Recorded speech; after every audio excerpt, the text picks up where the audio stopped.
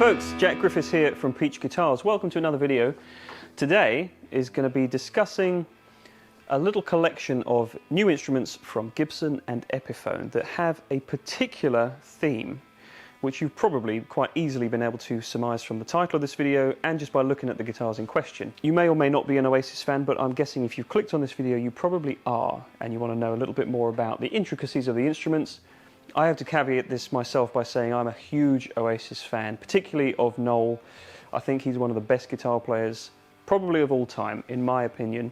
So I had a real huge amount of fun playing all three of these guitars. Now, it's interesting that some come from the Gibson family, some come from the Epiphone family, but I think all will become clear when we delve a little deeper into each one. Firstly though, if you're enjoying this video and you want to see more from us in the future, please remember to hit like when you're done, and hit subscribe and ring the bell as well so you're notified of all our future uploads. With that being said, let's get into guitar number one.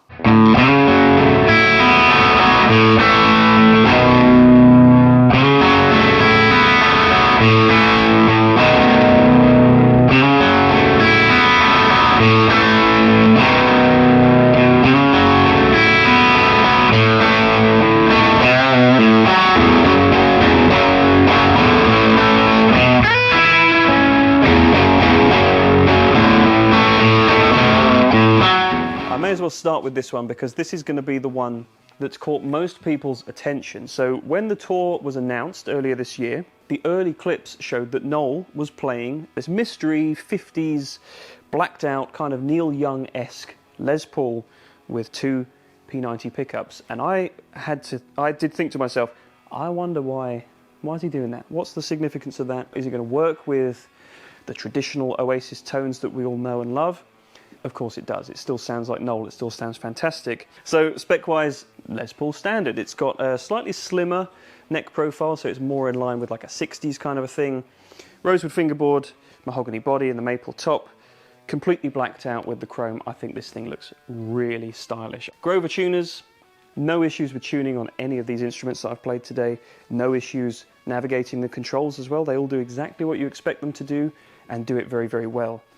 These two P90s really work well because the Oasis sound and the Noel Gallagher sound to me is always about that articulation. It's a huge wall of sound, but with loads and loads of clarity. It's very soft touch, I believe he has, and a guitar like this allows that to come through. Some guitars do, some guitars don't. This is definitely one that does, and in the clips you're going to hear, you'll be able to tell I'm kind of getting that super articulate thing just by playing very softly and letting the guitar and its gorgeous sounding pickups do all the work. Other than that, it's a Les Paul standard, but it's got a really unique little bit of history. It's part of British music history, and I think it's a really exceptional example of what Gibson do the best.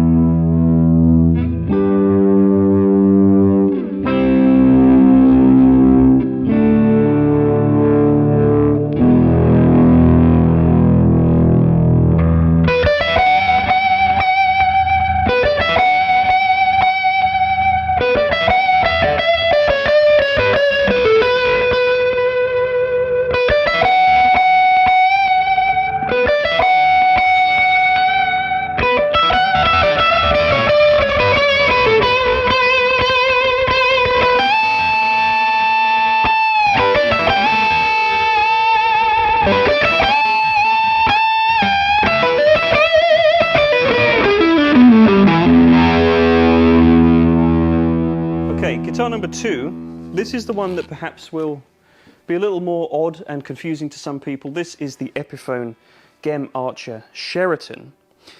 So the story with this is that Gem is the guy who is kind of, at least as best as I understand, he's always been there, almost behind the scenes, but creating the utility that allows these brilliant songs to come to life in a live environment, as well as on the records. But Gem is part of BDI, which was Liam's band, his solo band back in the day.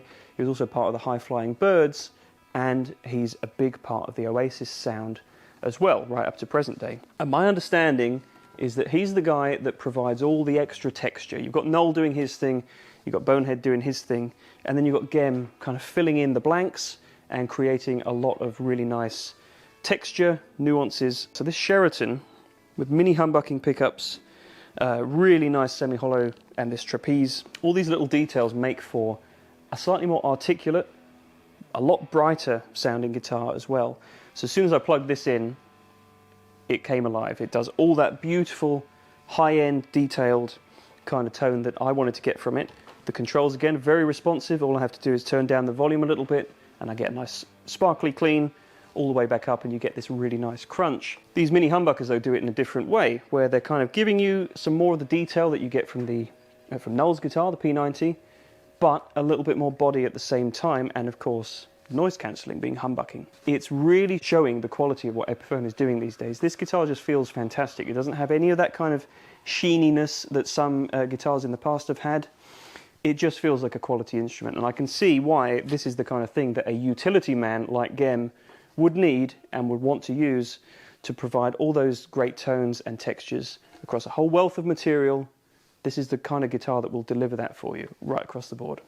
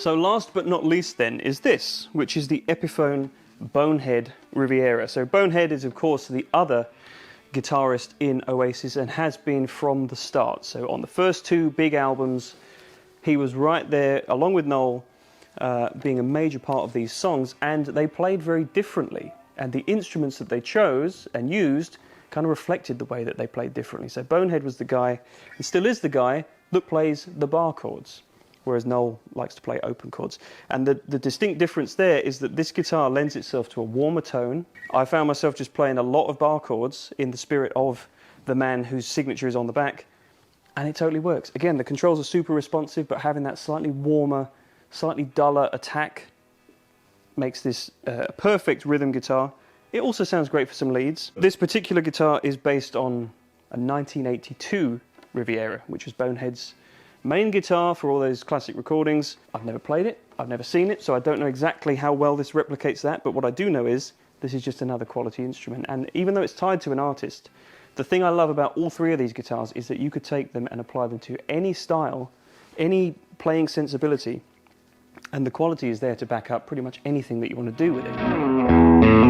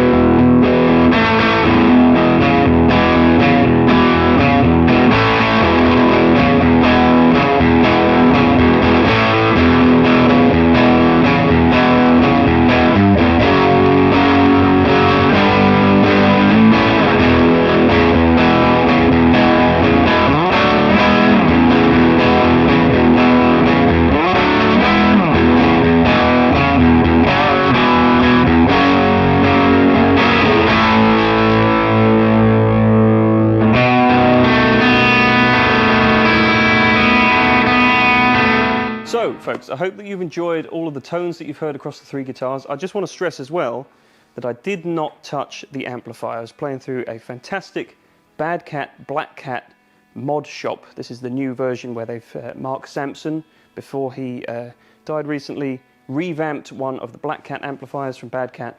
It's a little bit more open sounding, and I just set it to a slight crunch, nice and loud.